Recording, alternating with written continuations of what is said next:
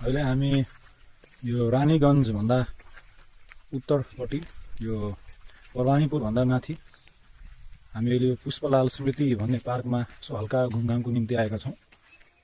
एकदमै रमणीय ठाउँ रहेको छ, एकदमै हरियाली, चिसो हावा। अहिले अलिक पानी पर्दैछ यतापट्टि। हल्का रिफ्रेसमेन्टको लागि हामीहरू यहाँ आएका छौँ, म र मेरा केही साथीहरू। हल्का यसो इक्जाम सकेकोमा र अलिकता यसो प्रेसरलाई अलिक रिलिज गर्नको निम्ति।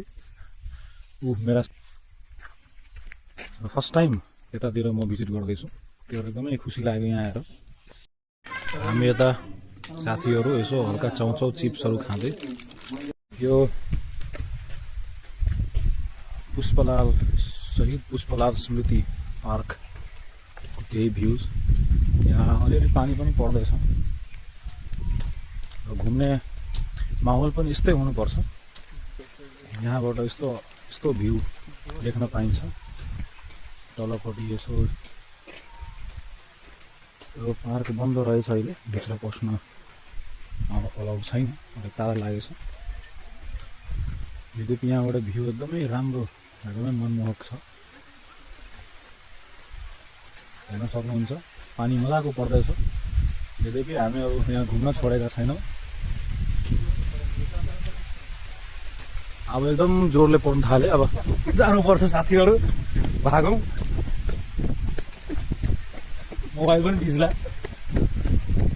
एकजना मेरो साथी भाग्दै, भागौँ।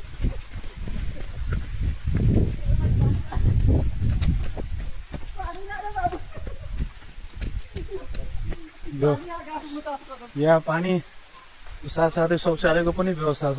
एउटा राम्रो पिकनिक स्पोट रहेछ, मैले यस्तो अनुभव गरेँ। हामी चाहिँ यो कति मजाको माहौल छ अहिले।